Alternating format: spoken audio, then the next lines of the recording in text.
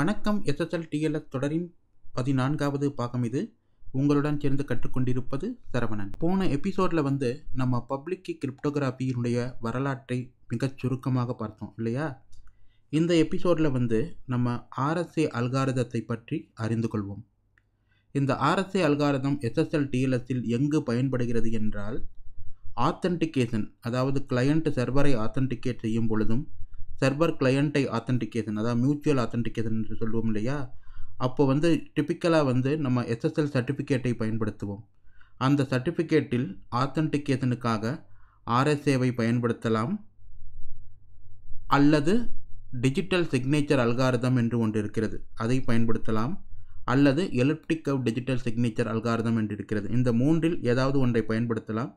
ஆக RSAவையும் பயன்படுத்த முடியும். இன்ஃபேக்ட் அதிக அளவில் SSL சர்டிஃபிகேட்டில் ஆத்தென்டிகேஷனுக்கு RSAவை தான் இன்றளவும் பயன்படுத்தி கொண்டிருக்கிறார்கள். அதுபோக SSL TLSல் அப்ளிகேஷன் டேட்டாவை என்கிரிப்ட் செய்யும் பொழுது, அப்ளிகேஷன் டேட்டா என்கிரிப்ஷனை பல்க் டேட்டா என்கிரிப்ஷன் என்று சொல்வோம். ஏன்னா நிறைய டேட்டாவை என்கிரிப்ட் பண்ணணும் இல்லையா? அப்போ நம்ம பப்ளிக் கீ கிரிப்டோகிராஃபியை பயன்படுத்த முடியாது. ஏனென்றால் பப்ளிக் கீ கிரிப்டோகிராஃபி ரொம்ப ஸ்லோவாக இருக்கும். அந்த சிமெட்ரிக் கீ கிரிப்டோகிராஃபி கம்பேர் பண்ணுறப்போ பயங்கரமாக ஸ்லோவாக இருக்கும். ஆகையால் என்ன பண்ணுவான்னா, இந்த சிமெட்ரிக் கிரிப்டோகிராஃபி, அதாவது AES அல்காரிதமோ DDES அல்காரிதமோ பயன்படுத்தும் பொழுது அதற்கு ஒரு கீ வேணும் இல்லையா? அந்த கீயை எப்படி கிளையண்ட்டும் சர்வரும் பரஸ்பரம் ஒரு அக்ரிமெண்ட்டுக்கு வர்றது, அதாவது கிளையண்ட் சர்வர் கொடுக்கணும் அல்லது சர்வர் கிளையண்ட்டு கொடுக்கணும், எப்படியாவது இந்த ரெண்டு பேருக்கும் ஒரு கீயை கொண்டு போய் சேர்க்க வேண்டும் இல்லையா? அந்த வேலையை செய்வதற்கு மட்டும், அதாவது கீ எக்ஸ்சேஞ்ச் என்று சொல்லுவோம், அந்த வேலையை செய்வதற்கு மட்டும் நாம் பப்ளிக் கீ கிரிப்டோகிராஃபியை SSL TLSல் பயன்படுத்தி கொள்கிறோம். அதற்கு நிறையா வழி உண்டு. RSAவை பயன்படுத்தலாம், அதாவது கீ எக்ஸ்சேஞ்சுக்கு RSAவை பயன்படுத்தலாம், அல்லது டிஃபி-ஹெல்மன் அப்படின்னு ஒரு அல்காரிதம் இருக்குது. அதை பற்றி பின்வரும் எபிசோடுகளில் நாம் பார்ப்போம். டிஃபி-ஹெல்மன் எஃபிமரல், எலிப்டிக் கர்வ் டிஃபி-ஹெல்மன் எஃபிமரல் என்றெல்லாம் இருக்கிறது. அதை பற்றி பின்வரும் எபிசோடுகளில் நாம் விரிவாக பார்ப்போம். ஸோ இன்றைக்கு நம்ம RSAவை பற்றி மட்டும் முதல்ல பார்ப்போம். அதற்குள்ளே உள்ள மேத்தமெட்டிக்ஸ் பற்றி நம்ம போக வேணாம். அதுக்கு போனால் அதுவே கிட்டத்தட்ட ஒரு 10 எபிசோட் ஆயிரும். அவ்வளோ மேத்தமெட்டிக்ஸ் அதுக்குள்ளே இருக்குது. பர்டிகுலராக number theory, set theory, group theory அதெல்லாம் உள்ளே வரும். ஸோ இப்போதைக்கு நம்ம மேத்தமெட்டிக்ஸ்குள்ளே போக வேண்டாம். அது எப்படி இயங்குகிறது என்ற அடிப்படை தத்துவத்தை பற்றி மட்டும் அறிந்து கொள்வோம். இந்த RSAவை நான் சொன்னேன், போன எபிசோடில் சொன்னேன், முதலாக கண்டுபிடித்தது மூவர்: Ronald Rivest, Adi Shamir and Leonard Adleman. இவங்க கதையெல்லாம் நான் போன எபிசோடில் விலாவாரியாக சொன்னேன் இல்லையா, எப்படி கண்டுபிடிச்சாங்க அப்படின்ட்டு. ஸோ உங்களுக்கு தெரியலைன்னா போன எபிசோடை போய் பாருங்கள். இவங்க 1977 முதலாக ஒரு ஆராய்ச்சி கட்டுரையை பப்ளிஷ் பண்ணாங்க. அதில் தான் இந்த RSA அல்காரிதம் பற்றி விலாவாரியாக சொன்னாங்க. அன்றிலிருந்து கிட்டத்தட்ட 87, 97, 2007, 2017, 40 வருஷம் ஆயிடுச்சு. இன்னமும் இது பயன்பாட்டில் உள்ளது. அப்போ எப்பேற்பட்ட அல்காரிதமாக இருக்கும்? நான் சொன்ன மாதிரி SSL TLSஐ பொறுத்த வரைக்கும் RSAவை 2 காரணங்களுக்காக பயன்படுத்துவார்கள். ஒன்று, கீ எக்ஸ்சேஞ்ச், அதாவது அப்ளிகேஷன் டேட்டாவை என்கிரிப்ட் செய்ய வேண்டும் என்றால் அதற்கு ஒரு கீ வேணும்.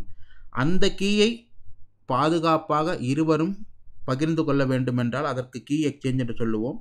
அதற்கு மட்டும் இந்த RSAவை பயன்படுத்தி கொள்ளலாம். அல்லது சர்வரை ஆத்தென்டிகேட் பண்ணுறப்போ SSL சர்டிஃபிகேட்டில் RSA சர்டிஃபிகேட்னு சொல்லுவோம். உள்ள அதோட சிக்னேச்சர் RSAவில் பண்ணியிருப்பாங்க, அதனால் சொல்லுவோம் RSA சிக்னேச்சர் என்று. அதை பற்றி இப்போதைக்கு நீங்கள் கவலைப்பட வேண்டாம். சர்டிஃபிகேட்டுக்காக தனியாக ஒரு எபிசோட் இருக்குது, அப்போ விலாவாரி அதை பற்றி சொல்கிறேன். சுருக்கமாக, சர்வர் ஆத்தென்டிகேஷன் பொழுதும் அல்லது மியூச்சுவல் ஆத்தென்டிகேஷன் என்று சொல்லக்கூடிய கிளையண்ட்டையும் ஆத்தென்டிகேட் செய்யலாம் சர்டிஃபிகேட்டை வச்சு. இது போன்ற ஆத்தென்டிகேட் செய்யும் பொழுதும் RSAவை பயன்படுத்த முடியும். ஸோ SSL TLSஐ பொறுத்த வரைக்கும் 2 வகையில் RSA பயன்படும். ஆத்தென்டிகேஷனுக்காக பயன்படுத்தலாம், அல்லது கீ எக்ஸ்சேஞ்சுக்காக பயன்படுத்தலாம். சரி, இந்த RSA எந்த தத்துவத்தின் அடிப்படையில் இயங்குகிறது அப்படின்னு பார்த்தோம்னா, மேத்தமெட்டிக்ஸில் இன்டிஜர் ஃபேக்டரைசேஷன் அப்படின்னு ஒரு ப்ராப்ளம் இருக்குது. அது என்னது இன்டிஜர் ஃபேக்டரைசேஷன்?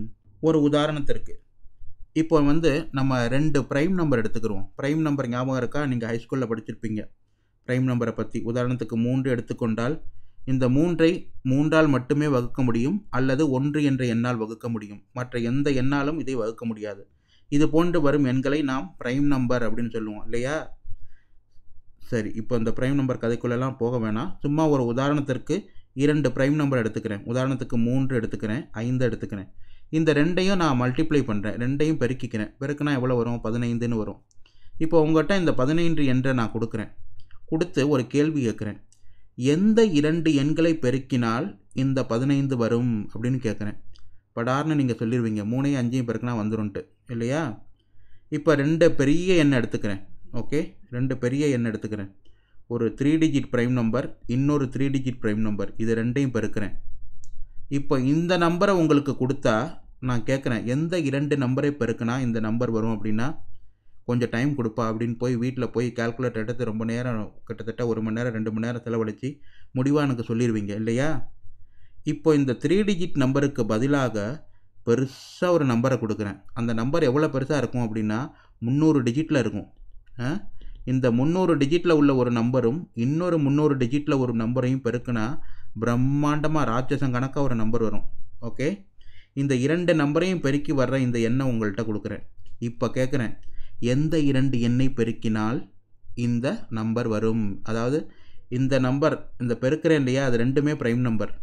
எந்த 2 ப்ரைம் நம்பரை பெருக்கியதால் இந்த நம்பர் வந்தது அப்படின்னு கேட்டால், இந்த ஆயுள் முழுக்க நீங்கள் கால்குலேட் பண்ணாலும் உங்களால் கண்டுபிடிக்கவே முடியாது. அவ்வளோ கஷ்டமான ஒரு கணக்கு அது. ஓகேயா?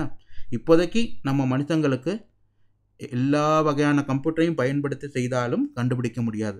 மேபி வருங்காலத்தில் ஏதாவது புதுசாக ஏதாவது கண்டுபிடிக்கலாம். இப்போதைக்கு யாராலையும் இதற்கு பதில் கிடையாது, அவ்வளோ பெரிய டிஜிட்டை பயன்படுத்தினால். இதை அடிப்படையாக கொண்டு தான், இந்த தத்துவத்தின் அடிப்படையில் தான் RSA இயங்குகிறது. Integer factorisation problem. அதாவது 2 ப்ரைம் நம்பரை எடுத்து அதை பெருக்கினால் ஒரு ப்ராடக்ட் வருது இல்லையா, அந்த ப்ராடக்டை கொடுத்தா பெருக்கிறது ஈஸி. இது ரெண்டையும் பெருக்கி ப்ராடக்ட் வர்றது ஈஸி. இந்த நம்பரை கொடுத்து ரிவர்ஸில் கேட்டோம்னு வச்சுக்கிறோங்க, எந்த 2 நம்பரை பெருக்கி இது வந்ததுன்னு கேட்டால் இன்புட் பெரிய நம்பரை எடுக்கிறீங்க. 300 டிஜிட்டில் உள்ள 2 எண்களை எடுத்து பெருக்குனா ரிவர்ஸ் பண்ணுறது ஆல்மோஸ்ட் முடியவே முடியாத காரியம். ஓகே, இதை பேஸ் பண்ணி தான் இந்த RSA அல்காரிதமானது இயங்குகிறது. இப்போ நான் சொன்ன மாதிரி இதுக்குள்ளே உள்ள மேத்தமெட்டிக்ஸ்லாம் நான் எக்ஸ்பிளைன் பண்ண போகிறதில்ல. ஏனென்றால் அதுக்குள்ளே போனால் முதல்ல இருந்து நான் ஆரம்பிக்கணும். நம்பர் தியரி சொல்லணும், அப்புறம் Euclidean algorithm, extended Euclidean algorithm, Bezout's identity, set theory, group theory என்று ஏராளமான கணித விஷயங்களை முதல்ல நான் சொல்ல வேண்டியிருக்கும். அதனால் அதெல்லாம் ஸ்கிப் பண்ணிடுவோம். வேண்டுமென்றால் வருங்காலத்தில் ஏதாவது கிரிப்டோகிராஃபி தொடர் நான் எடுத்தால் அதில் விலாவாரியாக அதை பற்றி சொல்கிறேன். இது SSL TLS கிளாஸ் என்பதால் மொத்த கணிதத்தையும் சொல்லிகிட்டு இருந்தால் அதுக்கே ஒரு ஏகப்பட்ட எபிசோடு போயிடும். ஓகேயா? ஸோ அதை மட்டும் ஸ்கிப் பண்ணிடுறேன். சுருக்கமாக மட்டும் உங்களுக்கு என்னென்னு சொல்கிறேன். இந்த RSA எப்படி இயங்குதுன்னா, முதல்ல 2 நம்பர் எடுத்துக்கிறோங்க. P அப்படின்னு வச்சுக்கிடுவோம், Q அப்படின்னு வச்சுக்கிடுவோம். இந்த 2 எண்களும் ஒரு மிகப்பெரிய ப்ரைம் நம்பர். ஓகேயா? ரெண்டுமே ஒரு பெரிய ப்ரைம் நம்பர்.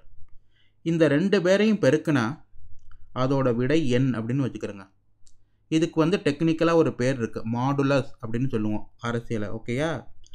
அடுத்து P-1 கால்குலேட் பண்ணுங்கள், Q-1 கால்குலேட் பண்ணுங்கள். இதை இரண்டையும் பெருக்கிக்கிறங்க. பெருக்கி வர்றதை ஜெட் அப்படின்னு வச்சுக்கிடுவோம். ஓகேயா? ஆக்சுவலாக அந்த ஜெட்டுங்கிறது நானாக யூஸ் பண்ண ஒரு ஆல்ஃபபெட். பெரும்பாலும் புத்தகங்களில் நீங்கள் படிக்கிறப்போ இந்த சிம்பிள் போட்டிருப்பாங்க. இந்த சிம்பிளுக்கு என்ன மீனிங் அப்படின்னா, ஆயிலர் டோட்டியன் ஃபங்க்ஷன் அப்படின்னு மேத்தமெட்டிக்ஸில் சொல்லுவோம். ஆயிலர் டோட்டியன் ஃபங்க்ஷன் அப்படின்ட்டு இதுக்கு ஒரு அர்த்தம் இருக்குது. அதுக்குள்ளெல்லாம் இப்போ நம்ம போக வேணாம், போனால் பெரிய கிரிப்டோகிராஃபி கிளாஸாக மாறிடும். இதனுடைய சித்தாந்தம் என்ன, எதற்காக இந்த பர்டிகுலர் நம்பர் இந்த இடத்துல யூஸ் பண்ணுறோம், அதுக்கு எல்லாத்திற்கும் ஒரு காரணம் இருக்குது. இப்போதைக்கு நம்ம அந்த காரணத்திற்குள் போக வேண்டாம். இதை சுருக்கமாக நான் ஜெட்டுன்னு வச்சுக்கிறேன். Z is nothing but P-1 into Q-1. ஓகேயா? இப்போ E அப்படின்னு ஒரு நம்பரை நான் தேர்ந்தெடுக்கிறேன். இந்த நம்பர் எப்பேற்பட்ட நம்பர் என்றால், ஜென்ரலாக இந்த E கிரேட்டர் தென் 0வாக இருக்கும், லெஸ் தென் π(n)ஆக இருக்கும். அதாவது இந்த ஜெட்டுன்னு சொன்னேன் இல்லையா, நம்ம π(n)க்கு பதிலாக அந்த இடத்துல ஜெட்டுன்னு வச்சுருக்கோம். இந்த மாதிரி இருக்கும். ஸோ உங்களுக்கு என்ன தெரியும், E 1ஆக இருக்கலாம், 2ஆக இருக்கலாம், இப்படியே எது வரைக்கும் இருக்கலாம், Z-1 வரைக்கும் இருக்கலாம். ஓகே, லெஸ் தென் ஜெட்டுன்னு சொல்லியிருக்கேன் இல்லையா, ஸோ Z-1 வரைக்கும் இருக்கலாம். ஜென்ரலாக நம்ம என்ன பண்ணுவாங்க அப்படின்னா, இந்த 1, 2 இதெல்லாம் பயன்படுத்த மாட்டாங்க. ஏன்னா அதுக்கெல்லாம் ஈஸியாக உடச்சிடலாம், இந்த 1, 2ங்கிறதெல்லாம். பொதுவாக நாம் பயன்படுத்தக்கூடிய நிறைய இடங்களில் RSN வந்துட்டாலே E வந்து 65537 அப்படின்னு ஒரு வேல்யூ இருக்கும். அதாவது 2^16 + 1 அப்படிங்கிற வேல்யூ. இதைத்தான் அதிகமாக பயன்படுத்தியிருப்பாங்க. இதற்கும் ஒரு காரணம் இருக்குது, ஏன் இந்த பர்டிகுலர் வேல்யூ சூஸ் பண்ணுறாங்க அப்படின்ட்டு. இதுதான் பயன்படுத்த வேண்டும் என்று இல்லை, நீங்கள் எது வேணாலும் பயன்படுத்தலாம். ஓகேயா? அப்படி தேர்ந்தெடுக்கக்கூடிய E ஆனது எப்படி இருக்க வேண்டும் என்றால், இந்த Eயும் இந்த ஜெட்டுன்னு சொல்லையா, இவங்க ரெண்டு பேரும் கோப்ரைமாக இருக்க வேண்டும். கோப்ரைம் அப்படின்னு சொல்லுவோம் மேத்தமெட்டிக்ஸில். ஓகேயா? ஸோ எகெயின் நம்ம ரொம்ப டீட்டெயில்டாக போக வேணாம். கோப்ரைம்னா என்ன அதெல்லாம் போக வேணாம். இப்போதைக்கு அதை மறந்துடுங்க. கோப்ரைமாக இருக்கணும் அப்படின்னு ஞாபகம் வச்சுக்கிறோங்க. போனால் மேக்ஸ் கிளாஸ் ஆகிடும். இந்த ஈயை வந்து நம்ம பப்ளிக் எக்ஸ்போனன்ட் அல்லது பப்ளிக் கீ அப்படின்னு சொல்லுவோம். ஓகே. அதே போன்று டி அப்படின்னு ஒரு நம்பர். இந்த டி எப்படி இருக்கும் அப்படின்னா, இந்த ஈயையும் டியையும் பெருக்கினால், பெருக்கிறது சாதாரண பெருக்கல் இல்லை, under modulo Z. Okay, under modulo Z. அதில் பெருக்கினா விடை வந்து 1 என்று வரும். 1 மாடுலோ ஜெட் அப்படின்னு வரும். இந்த ஈயையும் டியையும் பெருக்கினா அப்படின்னா என்ன அர்த்தம் என்றால், E and D are modular inverse to each other அப்படின்னு அர்த்தம். ஈயோட மாடுலார் இன்வர்ஸ் டி, டியோட மாடுலார் இன்வர்ஸ் இ. இதுக்கெல்லாம் ஒரு தனித்தனியாக ஒரு மீனிங் இருக்குது ஒவ்வொன்றுக்கும் மாடுலார் அரித்மெட்டிக்கில். இப்போதைக்கு நம்ம அதுக்குள்ளெல்லாம் போக வேணாம். இ அப்படின்னு ஒரு நம்பர் எடுக்கிறீங்க, டின்னு இன்னொரு நம்பர் எடுக்கிறீங்க. அது எப்படி சூஸ் பண்ணணும் அப்படின்னா, இதை இரண்டையும் பெருக்கினால் 1 mod z என்று வர வேண்டும். அது போன்று அதை கால்குலேட் பண்ணணும். ஜென்ரலாக இதை கால்குலேட் பண்ணுறதுக்கு எக்ஸ்டெண்டட் யூக்ளிடியன் அல்காரிதம் அப்படின்னு ஒன்று இருக்குது, அதை பயன்படுத்துவோம். இப்போதைக்கு நம்ம அதுக்குள்ளெல்லாம் போக வேணாம். ஓகே, நம்ம மட்டும் தியரி மட்டும் தெரிஞ்சுக்கிடுவோம். மேக்ஸ்குள்ளே ரொம்ப டீட்டெயிலாக போக வேணாம். அப்படி போனால் அதுவே ரொம்ப நேரம் ஆகிடும். சரி, இப்போ இந்த RSA என்கிரிப்ஷன் அண்ட் டிக்ரிப்ஷன் எப்படி நடக்குது அப்படின்னா, என்கிரிப்ஷன் வந்து ரொம்ப சுலபங்க. நான் என்ன சொல்லியிருக்கேன், ஈங்கிறது இந்த எண்ணும் ஈயும் பப்ளிக் கீன்னு சொல்லியிருக்கேன். இது உலகத்துக்கே நீங்கள் அறிவித்து விடலாம். இந்த டிங்கிறது ப்ரைவேட் கீ. இதை பத்திரமா நீங்கள் பாதுகாப்பாக பூட்டி வச்சுக்கிறணும். ஸோ எம் அப்படின்னு ஒரு மெசேஜ் உங்களுக்கு இருக்குன்னு வைங்களேன். இதை என்கிரிப்ட் பண்ணுறது ரொம்ப ரொம்ப சிம்பிள். இந்த எம் எடுத்து m⁻e கால்குலேட் பண்ணுங்கள். கால்குலேட் பண்ணி மாடுலஸ் n எடுத்துருங்க. நிறைய ப்ரோக்ராமிங் லாங்குவேஜில் வந்து இந்த பெர்சன்டேஜ் சிம்பிள் வந்து மாடுலஸை குறிக்கும். ஓகேயா? இப்போ சி பைத்தான்லாம் எடுத்திங்கன்னா பெர்சன்டேஜ் சிம்பிள் வந்து மாடுலஸை குறிக்கும். ஸோ m⁻e mod n எடுத்தால் அதுதான் உங்கள் சைஃபர் டெக்ஸ்ட். ரொம்ப சிம்பிள் இல்லையா? அதே போன்று டீக்ரிப்ஷன், உங்கள் சைஃபர் டெக்ஸ்ட்டை எடுத்துக்கிறங்க. c⁻d mod n, c⁻d mod n இதுதான் உங்கள் டீக்ரிப்ஷன். அவ்வளோதான். ரொம்ப ரொம்ப சிம்பிளாக இருக்கு இல்லையா? இதுக்குள்ளே உள்ள மேத்தமெட்டிக் பயங்கரமாக இருக்கும். பார்க்குறதுக்கு ரொம்ப சிம்பிளாக தெரியுது. இது என்னடா இத்தனோண்டு இதை கண்டுபிடிச்சாங்களா அப்படின்னு உங்களுக்கு தோணும். பட் இதை கண்டுபிடிக்கிறதுக்கு எத்தனை வருஷம் பாடுபட்டிருக்காங்க தெரியுமா? இந்த மெசேஜ் ஆனது உங்கள் இஷ்டத்துக்கு எந்த சைஸும் எடுத்துக்கொள்ள முடியாது. இது எப்படி இருக்கணும்னா, greater than or equal to 0 and less than n அப்படின்னு இருக்கும் இந்த மெசேஜ். இந்த எண்ணுங்கிறது நத்திங் பட் உங்கள் மாடுலஸ். இங்கே மாடுலஸ் நம்ம பார்த்தோம் இல்லையா, அந்த மாடுலஸ். சரி, இப்போ இந்த n value, p value, q value இதெல்லாம் எவ்வளோ பெருசாக இருக்கும் அப்படின்னு பார்ப்போம். நிஜ வாழ்க்கையில், அதாவது ரியல் லைஃப்பில், இப்போ இந்த ஆண்டு எடுத்துக்கிறோம் 2018 படி. ஏன்னா முந்தியெல்லாம் சின்ன வேல்யூ பயன்படுத்திக்கிட்டு இருந்தாங்க. 1024 பிட்டுன்னு ஆரம்பத்தில் பயன்படுத்துகிறாங்க.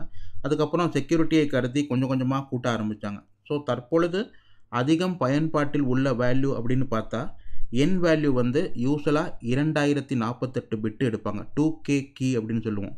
2K கீன்னு சொல்லுவோம். உங்களுக்கு மீடியம் டேர்ம் செக்யூரிட்டி வேணும்னா 2048 பிட்டு உள்ள ஒரு n வேல்யூவை நீங்கள் தேர்ந்தெடுக்க வேண்டும். அதே மாதிரி லாங் டேர்ம் செக்யூரிட்டி வேணும்னா 4K கீ, அதாவது 4096 பிட்டு உள்ள n வேல்யூ சூஸ் பண்ணணும். அதை எப்படி சூஸ் பண்ணுவோம் அப்படின்னா, நான் என்ன சொல்லியிருக்கேன், n இஸ் நத்திங் பட் பியையும் கியூவையும் பெருக்கினால் n வரும் என்று சொன்னேன் இல்லையா? ஸோ இந்த p ஆனது இந்த n எவ்வளோ நீளமாக இருக்கோ அதில் பாதி சைஸ் இருக்கும். அதாவது p 1024 பிட்டு, n வந்து 2048 என்று எடுத்துக்கொண்டால் p வந்து 1024 பிட்டும் q ஆனது 1024 பிட்டுமாக இருக்கும். அப்போ தான் நீங்கள் பியையும் கியூவையும் பெருக்கினா அந்த வேல்யூ வர முடியும். 2048 பிட்டு வர முடியும். ஓகே, ஸோ p q கிட்டத்தட்ட சரிசமமாக இருக்கும். அந்த சைஸ் லென்த்து வந்து சரிசமமாக இருக்கும். இது வந்து பிட்டுன்னு சொல்கிறப்போ உங்களுக்கு சின்ன நம்பர் மாதிரி தோணும் இல்லையா? இது ஏன் நீங்கள் டெசிமலில் எழுதுனீங்கன்னு வைங்க, கிட்டத்தட்ட n வேல்யூ 600 டிஜிட்டுக்கு நீளமாக போய்கிட்டே இருக்கும். n வந்து டெசிமல் நம்பராக எழுதினால் 600 டிஜிட்டுக்கு வரும். அதே போன்று பியையும் கியூவையும் டெசிமல் நம்பராக எழுதினால் கிட்டத்தட்ட 300 டெசிமல் டிஜிட் வரும். அவ்வளோ நீளமான நம்பர். யோசிச்சு பாருங்கள். m⁻e mod n தான் என்கிரிப்ஷன் அப்படின்னு சொன்னேன். அதே மாதிரி c⁻d mod n நான் என்ன சொல்லியிருக்கேன், டியும் n சைஸ்லேயே இருக்கும். அதாவது டி வேல்யூவும் 600 டெசிமல் டிஜிட் இருக்கும். அவ்வளோ தடவை பெருக்கணும். இப்போ 2⁻3னா 2 டைம்ஸ் இன்ட்டு 2 டைம்ஸ் இன்ட்டு 2 3 தடவை பெருக்கிறோம் இல்லையா? 600 டிஜிட்னா அத்தனை தடவை பெருக்கி முடிகிறதுக்கு எவ்வளோ நேரம் ஆகும் யோசிச்சு பாருங்கள். இந்த ஆனது என்கிரிப்ஷன் பண்ணுறப்போ வேகமாக என்கிரிப்ஷன் செய்ய வேண்டும் என்பதால் வழக்கமாக என்ன பண்ணுவாங்கன்னா சின்ன வேல்யூவாக தேர்ந்தெடுத்து வைப்பாங்க. உதாரணத்துக்கு இப்போ பொதுவாக அதிகமாக பயன்பாட்டில் உள்ள வேல்யூ என்று எடுத்துக்கொண்டால் 65,537, அதாவது 2⁻16 + 1 அப்படின்னு ஒரு வேல்யூ இருக்குது. இதைத்தான் நீங்கள் எடுக்க வேண்டும் என்ற அவசியம் கிடையாது. இருந்தாலும் SSL TLS என்று வரும் பொழுது பெரும்பாலான சர்டிஃபிகேட்டில் வேல்யூ இது ஃபிக்ஸ் பண்ணி வச்சுருப்பாங்க. இதுதான் வேல்யூ அப்படின்ட்டு. இது ஏன் இந்த வேல்யூ எடுத்தாங்க என்றதுக்கு பல காரணங்கள் இருக்குது. இப்போதைக்கு நம்ம அதுக்குள்ளே போக வேண்டாம். ஓகேயா? ஜஸ்ட்டு அசியூம் பண்ணிக்கிறேங்க வந்து இந்த வேல்யூ தான் இருக்கும் பெரும்பாலும் அப்படின்ட்டு. சரி, இந்த என்கிரிப்ஷன் வேகமாக நடக்க வேண்டும் என்பதால் என்கிரிப்ஷனாக என்ன சொல்லியிருக்கேன், m⁻e mod n அப்படின்னு சொல்லியிருக்கேன். ஸோ m⁻eங்கிறப்போ சின்னதாக வச்சா ஃபாஸ்ட்டாக கண்டுபிடிச்சிடலாம் m⁻e. ஓகே, அதனால் என்கிரிப்ஷனை விரைவாக செய்யும் பொருட்டு சின்னதாக ஒரு வேல்யூவை தேர்ந்தெடுத்திருக்கிறார்கள். அதே போன்று டீக்ரிப்ஷன் பண்ணுறப்போ அப்போ நம்ம சின்னதாக எடுத்திருக்கிறனால ஆட்டோமேட்டிக்காக டி வேல்யூ வந்து மிகப்பெரிய வேல்யூவாக இருக்கும். கிட்டத்தட்ட n சைஸ் எவ்வளவோ அந்த சைஸுக்கு இருக்கும். ஒரு உதாரணத்துக்கு n 2048 என்று வைத்துக்கொண்டால் டி வேல்யூவும் கிட்டத்தட்ட 2048 பிட்டை ஒட்டி இருக்கும். அதாவது 600 டிஜிட்டை ஒட்டி இருக்கும். ஆகையால் டீக்ரிப்ஷன் என்ன சொல்லியிருக்கேன், c⁻d mod n அப்படின்னு சொன்னேன். அப்படின்னா c⁻d 600 டிஜிட்டுக்கு மேலே பவர் போடுங்க, விடிஞ்சு விளங்கிரும். அதை கண்டுபிடிக்கிறதுக்குள்ளே நம்ம நார்மலான மெத்தடில் கண்டுபிடிச்சா ஃபார்வர் ஓடிக்கிட்டே இருக்கும். அதுக்காக ஸ்பெஷலைஸ்டு அல்காரிதம் கண்டுபிடிச்சி வச்சுருக்காங்க. எப்படி எக்ஸ்போனன்சியேஷன் ஃபங்க்ஷனை விரைவாக செய்ய வேண்டும். அதாவது டீக்ரிப்ஷனுக்கு என்ன சொன்னேன், c⁻d மாடுலஸ் n அப்படின்னு சொன்னேன் இல்லையா? இந்த டி வேல்யூ 600 டிஜிட்டுக்கு இருந்தால் போய்கிட்டே இருக்கும், பெருக்கிக்கிட்டே இருக்கும் காலகாலத்துக்கும். 600 டிஜிட் இருந்தால் 600 கிடையாது 600 டிஜிட். அதுக்காக ஃபாஸ்ட்டாக எக்ஸ்போனன்சியேஷன் செய்கிறதுக்காக பல வகையான அல்காரிதம் இருக்குது. அதில் சில பல அல்காரிதங்களை பயன்படுத்தி தான் இந்த டீக்ரிப்ஷனை செய்வார்கள். டைரெக்டாக நம்ம c⁻d எடுத்தோம்னா இன்ஃபினிட் லூப்புக்குள்ளே மாட்டிக்கிறோம், வெளியே வரவே வராது. பின்னால் நான் ஒரு டெமோ காட்டுறேன், என்ன நடக்குதுன்னு பார்க்கலாம். ஓகேயா? ஸோ இதுவரை நம்ம என்ன கற்றுக்கொண்டோம் என்றால் என்கிரிப்ஷன் ஃபாஸ்ட்டாக இருக்கும், டீக்ரிப்ஷன் ஸ்லோவாக இருக்கும். ஏன் ஸ்லோவாக இருக்கும்னா டி வேல்யூ வந்து மிகப்பெரிய ராட்சத வேல்யூவாக இருக்குது. டி வேல்யூ ஒரு உதாரணத்திற்கு இப்போ SSL TLSல நான் என்ன சொன்னேன், சர்டிஃபிகேட்டை ஆத்தென்டிகேஷன் செய்யும் பொழுது நீங்கள் google.comஓ அமேசானோ கனெக்ட் பண்ணோன்னா முதல்ல அந்த சர்வர் தன்னுடைய சர்டிஃபிகேட்டை அனுப்பும் கிளையண்ட்டுக்கு. SSL சர்டிஃபிகேட் என்று சொல்வோம். இதை பற்றி டீட்டெயிலாக நம்ம இன்னொரு எபிசோடில் பார்க்க போகிறோம். அதனால் ரொம்ப கவலைப்படாதீங்க, நான் அப்போ டீட்டெயிலாக சொல்கிறேன். அந்த சர்டிஃபிகேட்டில் உதாரணத்துக்கு RSA சர்டிஃபிகேட் பயன்படுத்துகிறார்கள் என்று வைத்துக்கொள்வோம். அதுக்குள்ளே வந்து அந்த சர்டிஃபிகேட்குள்ளே இந்த மாடுலஸ் வேல்யூவும் எக்ஸ்போனண்ட்டான பப்ளிக் எக்ஸ்போனண்ட்டான வேல்யூவும் ஒளிந்து கொண்டு இருக்கும். உதாரணத்துக்கு google.com.sg நீங்கள் வெப்சைட் போனீங்கன்னா உங்கள் ப்ரௌசரில் அந்த பூட்டு ஃபயர்பாக்ஸில் யூஸ் பண்ணுறீங்கன்னு வைங்க, அந்த பூட்டு சிம்பிள் கிளிக் பண்ணால் வியூ சர்டிஃபிகேட்னு காட்டும். அந்த சர்டிஃபிகேட்குள்ளே போய் பார்த்தீங்கன்னா அதுக்குள்ளே இருக்கும். அதுக்குள்ளே என்ன இருக்கும், அதுக்குள்ளே இங்கே ஒளிஞ்சிக்கிட்டு இருக்கும். இதுதான் உங்களுடைய மாடுலஸ் வேல்யூ. இது வந்து உங்களுடைய வேல்யூ. இது வந்து n வேல்யூ. இந்த எக்ஸ்போனண்ட் வந்து வேல்யூ. நான் என்ன சொல்லியிருக்கேன், இந்த எண்ணும் யும் தான் பப்ளிக் கீ. அதாவது கூகுளுக்கு நீங்கள் ஏதாவது என்கிரிப்ட் செய்து அனுப்ப வேண்டுமென்றால் இந்த எண்ணையும் யையும் பயன்படுத்தி என்கிரிப்ட் செய்து அனுப்ப வேண்டும். இந்த வேல்யூ எங்கே உட்காந்துருக்குன்னு சொன்னேன், SSL சர்டிஃபிகேட்டுக்குள்ளே இந்த வேல்யூ உட்காந்துருக்கும். ஓகேயா? இப்போ இந்த இடத்துல உதாரணத்தில் வந்து 256 பைட்ஸ் இருக்குது. அதாவது 2048 பிட்டு என்று அர்த்தம் என்னோட வேல்யூ. ஓகே, சாரி, என்னோட வேல்யூ கிடையாது, என்னோட லென்த்து. அதோட லென்த்து வந்து 2048 பிட்டு. நான் டீக்ரிப்ஷன் சொன்னேன். டீக்ரிப்ஷன் பண்ணுறப்போ டியோட வேல்யூ மிகப்பெரிய எண்ணாக இருப்பதால் எக்ஸ்போனன்சியேஷன் பண்ணுறது ரொம்ப நேரம் ஆகும். c⁻d தான் நம்ம டீக்ரிப் பண்ணுறப்ப என்ன சொல்லியிருக்கேன், c⁻dன்னு சொன்னேன் இல்லையா? c⁻d mod n. டியோட வேல்யூ மிகப்பெரிய வேல்யூவாக இருப்பதால் நீண்ட நேரம் பிடிக்கும் எக்ஸ்போனன்சியேஷன் பண்ணுறதுக்கு. அதற்காக நேரடியாக இதை எக்ஸ்போனன்சியேஷன் பயன்படுத்த மாட்டார்கள். இதற்காக ஸ்பெஷலாக ஒரு தியரம் இருக்குது, சைனீஸ் ரிமைண்டர் தியரம்னு சொல்லுவோம், CRTன்னு சுருக்கமாக சொல்லுவோம். இதற்கு தனியாக நான் ஒரு எபிசோடு வச்சுருக்கேன், அப்போ விலாவாரியாக பார்ப்போம். இந்த சைனீஸ் ரிமைண்டர் தியரத்தோட ஆதி காலத்தில் சீனர்கள் வந்து ஒரு போயம் வடிவத்தில் சொல்லிட்டு போனாங்க இதை. ஸோ சுருக்கமாக இந்த எபிசோடில் நீங்கள் என்ன தெரிந்து கொள்ள வேண்டுமென்றால், வேகமாக எக்ஸ்போனன்சியேஷன் செய்ய வேண்டுமென்றால் டைரெக்டாக மல்டிப்ளை பண்ண மாட்டோம். அதற்கு பதிலாக இந்த சைனீஸ் ரிமைண்டர் தியரத்தை பயன்படுத்தி ஃபாஸ்ட் எக்ஸ்போனன்சியேஷன் செய்ய முடியும். என்கிரிப்ஷன் பண்ணுறப்போ இ வேல்யூ சின்னதாக இருக்கும். அப்போ உங்களுக்கு சைனீஸ் ரிமைண்டர் தியரமாக தேவையில்லை, வேகமாக என்கிரிப்ஷன் பண்ணிடலாம். நான் சொன்னேன் இ வேல்யூ 65,537 தான் இருக்கும் அப்படின்ட்டு நிறைய இடங்களில். டீக்ரிப்ஷன் பண்ணுறப்ப தான் நீண்ட வேல்யூ இருக்கும். டி வேல்யூ 600 டிஜிட்டுக்கு இருக்கும் கிட்டத்தட்ட. எப்போ n = 2048 பிட் லென்த் எடுத்துக்கிட்டா அந்த மாதிரி பெரிய வேல்யூ வரும் பொழுது தான் இந்த சைனீஸ் ரிமைண்டர் தியரத்தை பயன்படுத்தி எக்ஸ்போனன்சியேஷன் செய்வார்கள். ஸோ RSA என்று வரும் பொழுது RSA டீக்ரிப்ஷனுக்காக இந்த சைனீஸ் ரிமைண்டர் தியரத்தை பயன்படுத்த முடியும். அது மட்டும் இல்லாமல் இந்த RSA இரண்டுதற்கு பயன்படும். என்கிரிப்ஷன் டீக்ரிப்ஷன் செய்யவும் பயன்படுத்தலாம். சிக்னேச்சர் என்று சொல்லணும், டிஜிட்டல் சிக்னேச்சர் என்று சொன்னேன் இல்லையா, digital signature and signature generation verification, இதற்கும் இந்த RSA அல்காரிதத்தை பயன்படுத்த முடியும். சிக்னேச்சர் என்று வரும்பொழுது நான் என்ன சொன்னேன், ஏதோ ஒரு எபிசோடில் நான் சொல்லிக் கொடுத்தேன் டிஜிட்டல் சிக்னேச்சர் அப்படின்ட்டு. டிஜிட்டல் சிக்னேச்சர் என்று வரும்பொழுது நம்ம சிக்னேச்சர் ஜென்ரேட் பண்ணுறதுக்கு ப்ரைவேட் கீயை தான் பயன்படுத்துவோம். இப்போ RSAல ப்ரைவேட் கீ யார், டி. அதாவது உங்கள் மெசேஜ் எடுத்து, யூஸ்வலாக இந்த மெசேஜை டைரெக்டாக யூஸ் பண்ண மாட்டாங்க, இந்த மெசேஜுக்கு ஒரு ஹேஷ் எடுப்பாங்க. ஒரு ஹேஷிங் அல்காரிதம் யூஸ் பண்ணி ஹேஷ் எடுத்துகிட்டு இந்த ஹேஷ் வேல்யூ இருக்கு இல்லையா, அந்த ஹேஷ் வேல்யூவை என்கிரிப்ட் செய்வார்கள். எப்படி என்கிரிப்ட் செய்வார்கள் என்றால், பப்ளிக் கீ பதிலாக ப்ரைவேட் கீயை வைத்து என்கிரிப்ட் செய்வார்கள். எப்போது சிக்னேச்சர் பயன்படுத்தும் பொழுது மாடுலஸ் n. ஸோ இங்கே டி பெரிய வேல்யூவாக இருப்பதால் இந்த இடத்திலும் சைனீஸ் ரிமைண்டர் தியரத்தை பயன்படுத்தி எக்ஸ்போனன்சியேஷன் செய்வார்கள். ஸோ இந்த சைனீஸ் ரிமைண்டர் தியரம் இரண்டு இடங்களில் பயன்படுத்தப்பட போகிறது. எங்கெங்கே? டீக்ரிப்ஷன் செய்யும் பொழுது, சாதாரண ஒரு மெசேஜ் என்கிரிப்ட் டீக்ரிப்ட் பண்ணுறோம் RSAவை பயன்படுத்தி. என்கிரிப்ஷன் ஃபாஸ்ட்டாக இருக்கும், டீக்ரிப்ஷன் ஸ்லோவாக இருக்கும். அதை வேகமாக செய்யும் பொருட்டு சைனீஸ் ரிமைண்டர் தியரம் பயன்படுத்துவோம். அதே போன்று சிக்னேச்சர் ஜெனரேஷனில் ப்ரைவேட் கீயை யூஸ் பண்ணுவோம். சிக்னேச்சர் வெரிஃபிகேஷனில் பப்ளிக் கீயை யூஸ் பண்ணுவோம். ஞாபகம் இருக்கா? போய் புரட்டி பாருங்கள், பழைய எபிசோடில் டிஜிட்டல் சிக்னேச்சர் பற்றி சொல்கிறப்ப சொன்னேன். சரி, ஆக சிக்னேச்சர் ஜெனரேஷன் பொழுதும் இந்த சைனீஸ் ரிமைண்டர் தியரத்தை பயன்படுத்துவோம். எதற்காக? ஃபாஸ்ட்டாக எக்ஸ்போனன்சியேஷன் செய்ய வேண்டும், அதற்காக. இப்போ நம்ம RSAவோட தியரி ப்ரீஃபாக பார்த்தோம். RSAல ஒரு என்கிரிப்ஷன் டீக்ரிப்ஷன் எவ்வாறு நடக்கிறது, ஒரு சிக்னேச்சர் ஜெனரேஷன் வெரிஃபிகேஷன் எவ்வாறு நடக்கிறது அப்படின்ட்டு சும்மா ரொம்ப சுருக்கமாக மேத்தமெட்டிக்குள்ளெல்லாம் போகாமல் சுருக்கமாக பார்த்தோம். நம்ம குயிக்காக ஒரு டெமோ பார்ப்போம். openssl பயன்படுத்தி முதலில் பார்ப்போம். அப்புறம் பைத்தான் 3ஐ பயன்படுத்தி ஒரு டெமோவை பார்ப்போம். முதலில் நாம் என்ன openssl வெர்ஷன் பயன்படுத்துகிறோம் என்பதை பார்ப்போம். நான் openssl 1.0.2m பயன்படுத்துகிறேன். openssl genRSA அப்படின்னு ஒரு கமாண்ட் இருக்குது. இந்த கமாண்டை பயன்படுத்தி நாம் ஒரு RSA கீபேர் அப்படின்னா ஒரு பப்ளிக் கீயும் அதை சார்ந்த ப்ரைவேட் கீயும் ஒரே நேரத்தில் உருவாக்கும். ப்ரைவேட் கீயும் பப்ளிக் கீயும் ஒரே நேரத்தில் உருவாக்கும். இந்த genRSA கமாண்டை பயன்படுத்தி அப்படி நாம் உருவாக்க முடியும். இந்த அவுட்புட்டை -out அப்படின்னு ஒரு பேராமீட்டர் இருக்குது.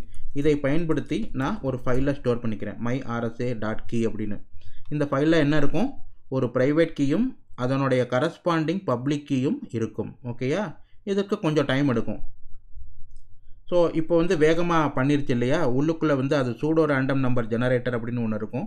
இந்த கீயை ஜென்ரேட்டர் பண்ணுறது அவ்வளோ சாதாரண காரியம் இல்லை. ஏகப்பட்ட மேத்தமெட்டிக்ஸ் உள்ளே இருக்குது. இப்போதைக்கு அதுக்குள்ளே நம்ம போக வேணாம், நிறைய ஸ்டெப் இருக்குது. இந்த கீயை ஜென்ரேட் பண்ணுறது சாதாரண ஒரு ஆளால் ப்ரோக்ராம் பண்ண முடியாது. இது ரொம்ப ரொம்ப ரொம்ப கவனமாக செய்யணும்.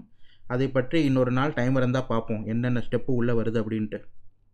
சரி, இப்போ இங்கே கவனிச்சிங்கன்னா பை டிஃபால்ட்டாக நீங்கள் எதுவுமே சொல்லலைன்னா ஆட்டோமேட்டிக்காக இந்த openssl டிஃபால்ட்டாக 2048 பிட்டு உள்ள ஒரு மாடுலஸை ஜெனரேட் பண்ணும். அதே போன்று இ வேல்யூ நீங்கள் எதுவுமே சொல்லலைன்னா பை டிஃபால்ட் நான் என்ன சொன்னேன், 2^16 + 1 அதாவது 65,537 அப்படிங்கிற எண்ணை பப்ளிக் எக்ஸ்போனண்ட்டாக வைத்துக்கொள்ளும். சரி, இப்போது இந்த ஃபைல் இது ஜெனரேட் பண்ணியிருக்கு. இது எப்படி இருக்குதுன்னு நம்ம பார்ப்போம். கேட் கமாண்ட் யூஸ் பண்ணி இதுக்குள்ளே என்ன தான் இருக்குது அப்படின்னு பார்ப்போம். ஸோ இதுக்குள்ளே நீங்கள் போய் பார்த்தீங்கன்னா கொசமுசன்னு இருக்கா? நல்லா யோசிச்சு பாருங்கள். ஏதோ ஒரு எபிசோடில் நான் பேஸ் 64 என்கோடிங் அப்படின்னு சொன்னேன், ஞாபகம் இருக்கா? அந்த பேஸ் 64 என்கோடிங்கில் தான் இது ஸ்டோர் ஆகிருக்கு. அதற்கு வந்து PEM ஃபார்மேட் அப்படின்னு பேர். OpenSSL அதற்கு PEM ஃபார்மேட் என்று பெயர். இதை பற்றி இப்போதைக்கு நீங்கள் ஒரி பண்ண வேணாம். இந்த ஃபார்மேட்னா என்ன அப்படின்ட்டு SSL சர்டிஃபிகேட் பற்றி படிக்கும் பொழுது நான் விரிவாக கூறுகிறேன். PEM is nothing but base 64 என்கோடிங்கில் ஸ்டோர் செய்யப்பட்டிருக்கிறது. அவ்வளோதான். இது மட்டும் ஞாபகம் வச்சுக்கிறோங்க. இப்போதைக்கு டீட்டெயிலாக இந்த ஃபார்மேட் பற்றி SSL சர்டிஃபிகேட் பற்றி படிக்கிறப்போ நான் சொல்கிறேன் இந்த ஃபார்மேட்னா என்ன அப்படின்ட்டு. ஸோ OpenSSL பை டிஃபால்ட்டாக எல்லாத்தையும் இந்த PEM ஃபார்மேட்டில் தான் வைக்கும். இந்த PEM ஃபார்மேட்டில் ஆரம்பத்தில் இப்படி ஒரு ஹெடர் வேல்யூ இருக்கும். இப்போ இந்த இடத்துல பார்த்தீங்கன்னா 1 2 3 4 5 5 டேஷ் இருக்குது. அதுக்கப்புறம் பிகின் RSA ப்ரைவேட் கீன்னு இருக்குது. அதுக்கப்புறம் திரும்பவும் ஒரு 5 டேஷ் இருக்குது இல்லையா? அதே போன்று நீங்கள் கீழே வந்தீங்கன்னா ஒரு ஃபுட்டர் இருக்கும். 5 டேஷ் அப்புறம் எண்ட் RSA ப்ரைவேட் கீ திரும்பவும் ஒரு 5 டேஷ் இருக்கும். இது வந்து ஸ்டாண்டர்ட், இப்படி தான் இருக்கணும் அப்படின்னு சொல்லியிருக்கு. அதனால் அப்படி வச்சுருக்காங்க. இந்த டேஷுக்கு அப்புறம் ஆக்சுவல் கீ வேல்யூ ஆரம்பிக்குது. இப்படியே B64 வச்சா நமக்கு எப்படி தெரியும்? நமக்கு ஒன்றும் புரியாது இல்லையா? ஸோ நம்ம புரிகிற மாதிரி பார்க்கணும் அப்படின்னா அதுக்கு வேறு ஒரு கமாண்டை பயன்படுத்தி நாம் பார்க்க முடியும். அதை எப்படி பார்ப்பது என்று இப்பொழுது பார்ப்போம். இந்த OpenSSL RSA அப்படின்னு ஒரு கமாண்ட் இருக்குது. இந்த கமாண்ட் யூஸ் பண்ணி நமக்கு மனிதர்கள் புரிந்து கொள்ளும்படியாக பார்க்க முடியும். ஸோ இன்புட் வந்து myRSA.key பை டிஃபால்ட்டாக வந்து இது ப்ரைவேட் கீ தான் இன்புட்டாக வருகிறது என்று எடுத்துக்கொள்ளும். ஓகேயா? சரி, நமக்கு புரியும்படி டெக்ஸ்டுவல் ஃபார்மேட்டில் காட்டு. பேஸ் 64 என்கோடிங்லாம் வேணாம், ஹியூமனுக்கு புரிகிற மாதிரி காட்டுன்னு சொல்கிறோம். அதுக்கு தான் இந்த டெக்ஸ்ட் அப்படிங்கிற ஒரு ஆப்ஷனை பாஸ் பண்ணுறோம். திரும்பவும் இந்த சர்டிஃபிகேட்டை பேஸ் 64 என்கோடிங்கில் எனக்கு காட்டாத, சர்டிஃபிகேட் கிடையாது. அந்த கீயை வந்து பை டிஃபால்ட்டாக நீங்கள் டெக்ஸ்ட்னு போட்டிங்கன்னா என்ன வருதுன்னு பாருங்கள். எல்லாத்தையும் காட்டிட்டு பின்னால் திரும்பவும் இந்த இதெல்லாம் காட்டும், அந்த ப்ரைவேட் கீயை. இந்த கொசமுசன்னு இருக்கிற இந்த பேஸ் 64 காட்ட வேணாம் அப்படின்னா நீங்கள் -no அவுட்னு போடுங்க. அவுட்டுனா இந்த ப்ரைவேட் கீ ஃபைலை காட்டாமல் உள்ள கண்டென்ட்டை மட்டும் காட்டும். ஓகேயா? இப்போ இதை மட்டும் நம்ம ஸ்டெப் பை ஸ்டெப்பாக பார்ப்போம் என்ன வருது அப்படின்ட்டு. ஓகே, இப்போ உள்ளே போயாச்சு. இதுதான் அவுட்புட் என்ன சொல்லுது? இந்த ஃபைல் வந்து ஒரு ப்ரைவேட் கீ ஃபைல் அப்படின்னு சொல்லுது. இது வந்து 2048 பிட்டு இருக்குது. என்னது 2048 பிட்டுனா சைஸ் ஆஃப் த மாடுலஸ் என்று பொருள். ஓகேயா? ஸோ இதுதான் மாடுலஸ் என் வேல்யூ. என் எப்படி வந்தது? Pயையும் Qவையும் மல்டிப்ளை பண்ணால் என் வரும். PQ என்னது? Pயும் Qயும் ஒரு மிகப்பெரிய ப்ரைம் நம்பர். ஓகே, ஸோ இதுதான் அதோட மாடுலஸ். ரெண்டையும் மல்டிப்ளை பண்ணி வந்திருக்கு. ஸோ இந்த மாடுலஸோட சைஸ் இதுதான் மாடுலஸ் இல்லையா? இதோட சைஸ் வந்து மொத்தம் 2048 பிட்டு. ஓகேயா? அதாவது 256 பைட் இருக்கும் இதுக்குள்ளே. இப்போது இ வேல்யூ பப்ளிக் எக்ஸ்போனன்ட். இது இ வேல்யூ வந்து 65537. அதுக்கப்புறம் ப்ரைவேட் எக்ஸ்போனன்ட்னா டி வேல்யூ தான் ப்ரைவேட் கீன்னு பார்த்தோம் இல்லையா? இதில் ஒரு பியூட்டி என்னென்னா ப்ரைவேட் கீ ஃபைலில் எல்லாமே இருக்கும். அதாவது பப்ளிக் கீ இருக்கும், ப்ரைவேட் கீயும் இருக்கும். ஆனால் பப்ளிக் கீ ஃபைல் எடுத்திங்கன்னா பப்ளிக் கீ மட்டும்தான் இருக்கும். பப்ளிக் கீ யார்? 2 பேர். என் வேல்யூவும் இ வேல்யூவும் மட்டும்தான் public key. Okay, so private கீயில் எல்லாரும் இருப்பார்கள், பப்ளிக் கீயில் 2 பேர் மட்டும் இருப்பாங்க. என்னும் இ மட்டும்தான் இருப்பாங்க. பின்னால் பார்ப்போம் இன்னொரு டெமோ அதுக்கு. சரி, இப்போ நான் இங்கே ப்ரைவேட் எக்ஸ்போனன்ட் இருக்குது. ப்ரைவேட் எக்ஸ்போனன்ட்னா டியோட வேல்யூ, என்னோட ப்ரைவேட் கீ.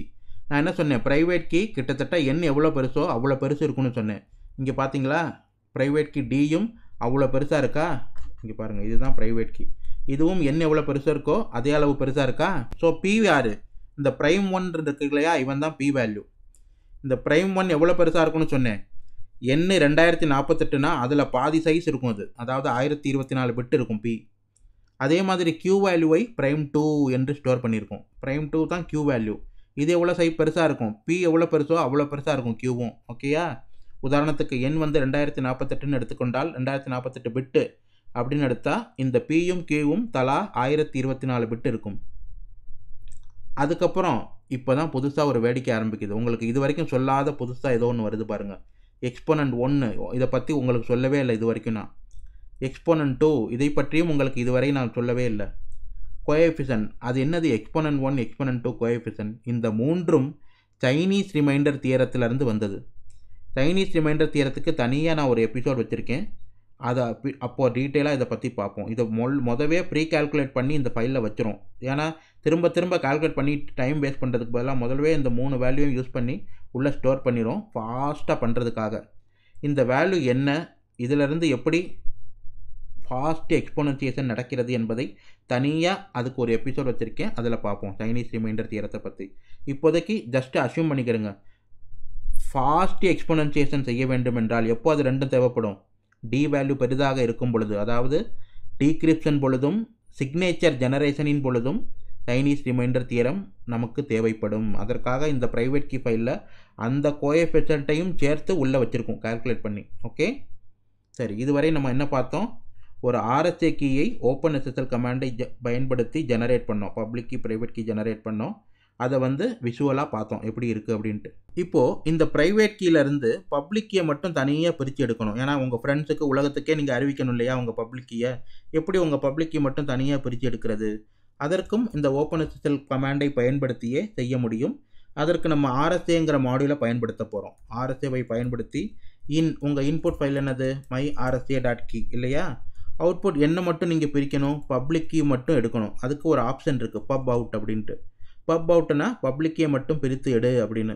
அவுட்புட்டை எங்கே எழுதணும்? -out ஒரு ஃபைல் கொடுங்க. உதாரணத்துக்கு myRSA.pubன்னு வைக்கிறேன். ஸோ myRSA.key என்ற ஃபைலிலிருந்து பப்ளிக் கீயை மட்டும் தனியாக பிரித்தெடுத்து இந்த பப்புங்கிற ஃபைலை எழுதிரும். myRSA.pubங்கிற ஃபைலை எழுதிரும். ஓகேயா? ஓகே, எழுதியாச்சு. இப்போ இதற்குள்ளே என்ன இருக்குதுன்னு நம்ம போய் பார்ப்போம். இதுக்குள்ளே போனீங்கன்னா அதே போன்று PEM ஃபார்மேட்டில், அதாவது PEMனா என்ன சொன்னேன்? பேஸ் 64 என்கோடிங்கில் உள்ள ஒரு ஃபார்மேட். ஓகே, அதே மாதிரி எழுதி வச்சுருக்கோம். ஸோ இதுதான் நம்ம பப்ளிக் கீ. இப்படி காட்டினா நமக்கு ஒன்றும் புரியாது இல்லையா?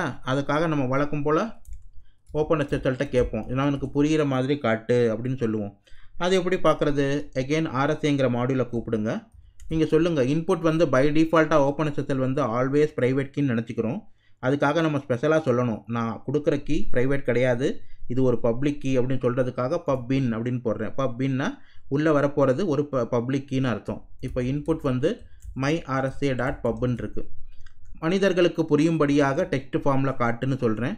அப்படி காட்டுறப்போ திரும்பவும் இந்த பேஸ் 64 என்கோடிங்கில் எதையும் காட்டாத, குப்பையெல்லாம் போடாத, வெறும் எனக்கு வேண்டியதை மட்டும் காட்டுன்னு சொல்கிறேன். அதனால் நோ அவுட் அப்படின்னா இங்கே இருக்கு இல்லையா, இதை திரும்பவும் காட்டாது, இல்லாட்டி இந்த குப்பையும் சேர்த்து காட்டும். ஸோ இதை காட்டாது அப்படின்னு சொல்கிறதுக்காக இங்கே நோ அவுட் அப்படின்னு போடுறேன். போட்டால் என்ன வருதுன்னு பார்ப்போம். லெஸ்ன்னு போட்டு பார்க்குறேன்.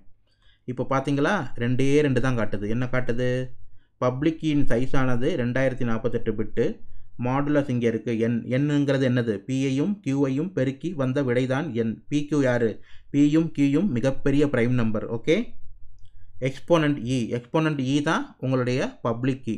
ஞாபகம் இருக்கா? என்கிரிப்ஷன் எப்படி செய்வீங்க? மெசேஜ் எம் அப்படின்னா m⁻e மாடுலஸ் n, அதுதான் என்கிரிப்ஷன். சரி, பப்ளிக் கீ எப்படி இருக்குன்னு பார்த்தாச்சு. எப்படி பப்ளிக் கீ பிரித்து எடுப்பது என்றையும் பார்த்தாச்சு.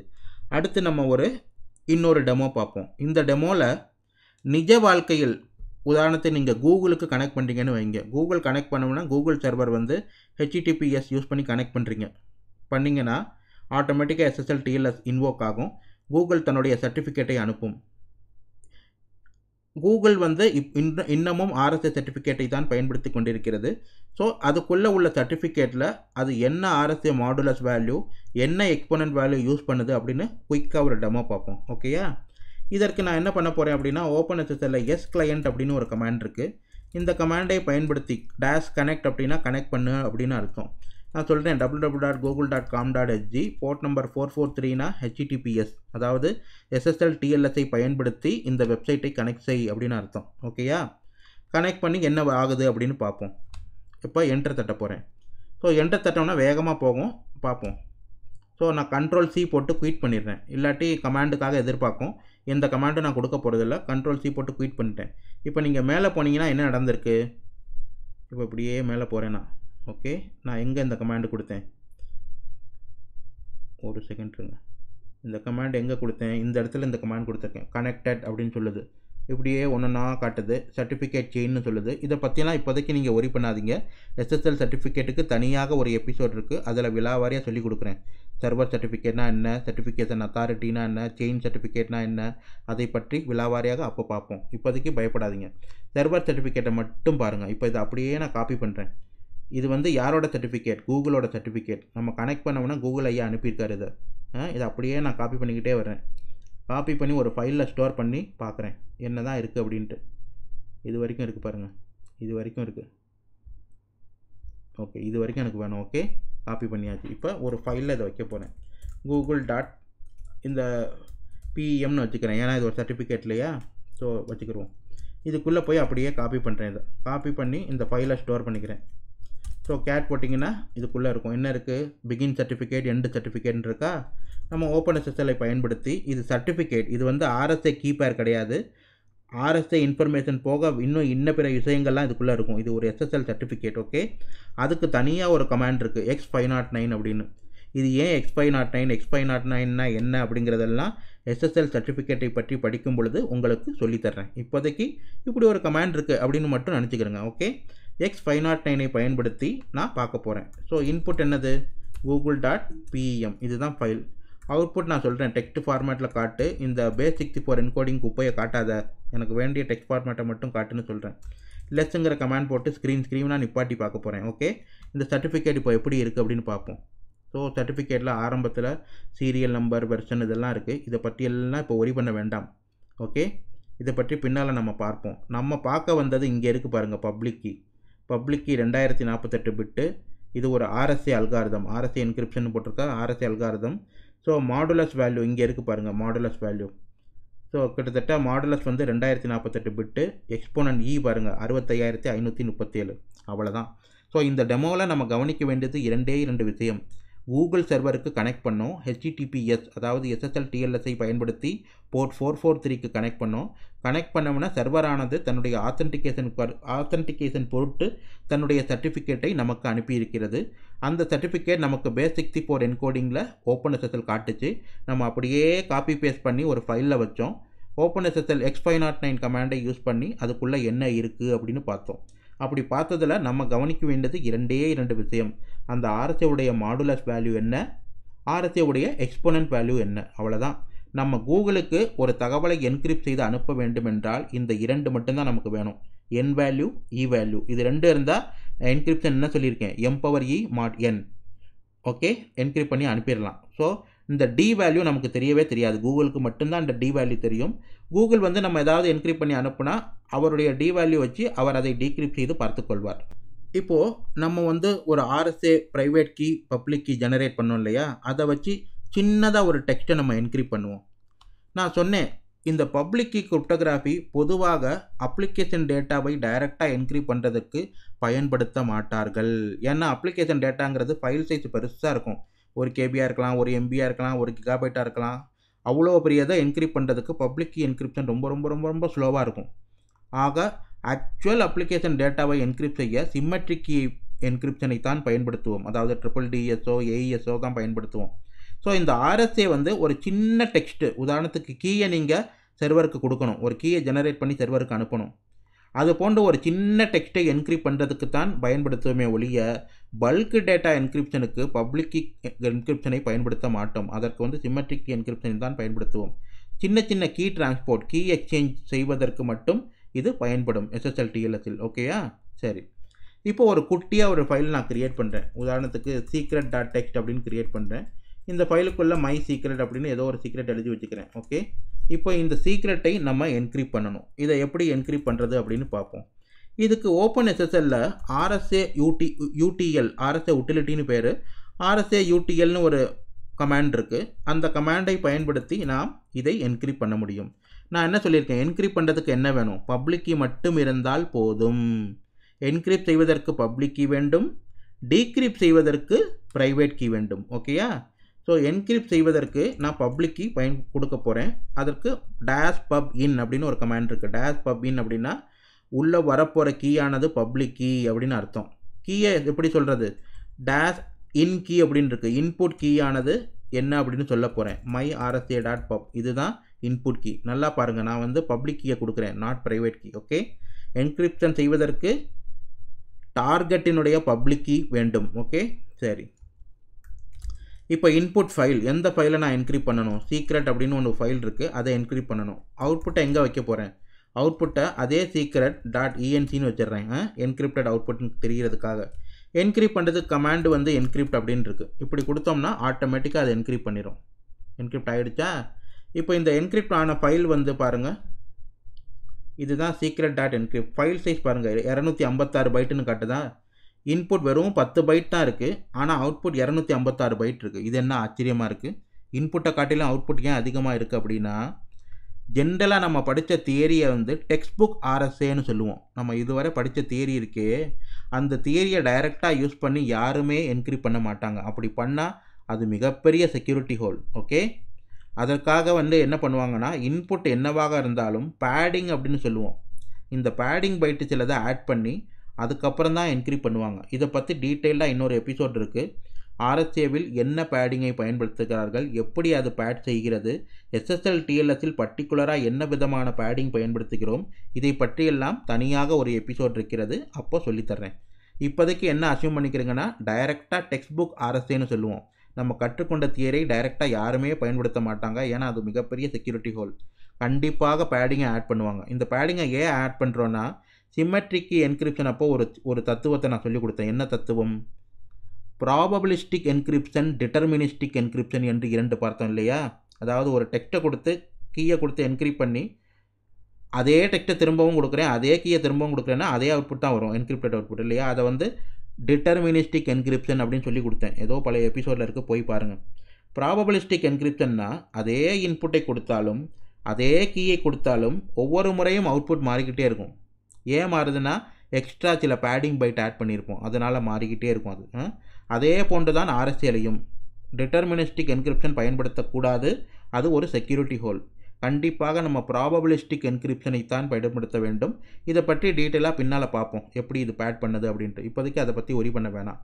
சரி, இப்போ நம்ம என்கிரிப்ட் பண்ணோம், இதை டீக்ரிப்ட் பண்ணி பார்ப்போம். ஓகேயா? ஸோ இதை நீங்கள் ஆக்டல் டம்ப்பு வழக்கம் போல் ஆக்டல் டம்பை போட்டு இந்த secret.enc பார்த்தீங்கன்னா 256 பைட்டை காட்டும் இல்லையா? இது 256 பைட் இருக்குது.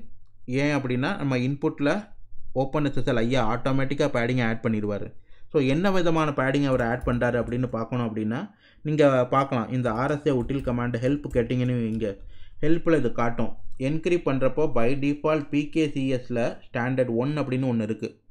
அதுக்குள்ளே வெர்ஷன் 1.5 பேடிங் அப்படின்னு ஒன்று இருக்குது. அதுதான் பை டிஃபால்ட் யூஸ் பண்ணும்.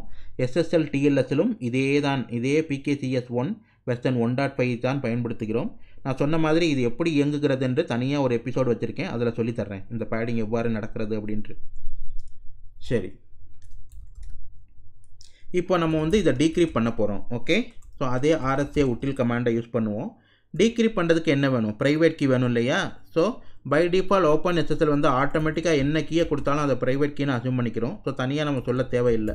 ஸோ RSA ப்ரைவேட் கீயை நான் கொடுக்குறேன். இப்போது நல்லா ஞாபகப்படுத்துங்க, என்கிரிப்ஷனுக்கு பப்ளிக் கீயை கொடுக்கணும், டீக்ரிப்ஷனுக்கு ப்ரைவேட் கீ வேண்டும். Okay, so private key use பண்ணுறேன்.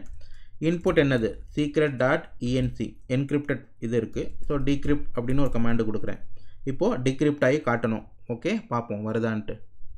வந்துருச்சு, மை சீக்ரெட் அப்படின்னு டிக்ரிப்ட் ஆகி வந்துருச்சு. சரி, ஸோ இதுவரை openssl பயன்படுத்தி RSAவை எப்படி பயன்படுத்துறது, எப்படி ஒரு கீ பேரை ஜென்ரேட் பண்ணுறது, அதை எப்படி வியூ பண்ணுறது, அதிலிருந்து பப்ளிக் கீயை பிரித்து எப்படி எடுக்கிறது, என்கிரிப்ஷன் எப்படி செய்கிறது, டீக்ரிப்ஷன் எப்படி செய்கிறது, அனைத்தையும் கற்றுக்கொண்டோம். இப்போ இதுவரை பார்த்த அதே பைத்தான் 3ல் போய் எப்படி பண்ணுறது அப்படின்னு குயிக்காக பார்ப்போம். ஏன் திரும்ப திரும்ப இந்த பைத்தானை இழுக்கிறேன் அப்படின்னா, நிறைய விஷயங்களை குயிக்காக டெஸ்ட் பண்ணுறதுக்கு பைத்தானில் ரொம்ப ஈஸியாக முடியும். பின்னால் ஸ்கிரிப்டெல்லாம் நம்ம எழுதுகிறப்போ ஃபாஸ்ட்டாக பண்ணிடலாம். இதையே C++ வேறு லாங்குவேஜ் எழுதுனா வளவளன்னு கோட் எழுதணும். பைத்தானில் சும்மா ஒரு கமாண்டில் எல்லாமே வந்துடும். ஓகே, ஸோ பைத்தான் 3யை நான் இன்வோக் பண்ணுறேன். பைத்தான் 3ல் வந்து கிரிப்டோகிராஃபிக்குன்னே தனியாக ஒரு லைப்ரரி இருக்குது, PyCrypto அப்படின்னு சொல்லுவோம். ஜென்ரலாக நீங்கள் பைத்தான் பயன்படுத்துபவர்களாக இருந்தால் இந்த மாடலை எப்படி இன்ஸ்டால் பண்ணுறதுன்னு கூகுள் பண்ணிங்கன்னா ஆட்டோமேட்டிக்காக காட்டும். ஓகே, ஸோ அதை பார்த்து நீங்கள் இன்ஸ்டால் பண்ணிக்கிறங்க. டிப்பிக்கலாக வந்து pip3 வெளியே உங்கள் கமாண்ட் ப்ராம்ப்ட்லேருந்து pipன்னு ஒரு கமாண்ட் இருக்குது, pip3 இன்ஸ்டால் PyCrypto அப்படின்னா ஆட்டோமேட்டிக்காக இன்ஸ்டால் ஆகும். அதுக்குள்ளெல்லாம் நம்ம போவேன்னா, உங்களுக்கு தெரியலைன்னா நீங்கள் கூகுள் பண்ணி பாருங்கள் எப்படி இதை இன்ஸ்டால் பண்ணுறது இந்த லைப்ரரி அப்படின்ட்டு. ஓகே, ஸோ நம்ம வந்து டைரெக்டாக கமாண்டுக்குள்ளே போவோம். ஸோ கிரிப்டோ அப்படின்ட்டு ஒரு மாடியூல், ஒரு லைப்ரரி இருக்குது கிரிப்டோ அப்படின்ட்டு. அதுக்குள்ளே பப்ளிக் கீ அப்படின்னு ஒரு லைப்ரரி இருக்குது.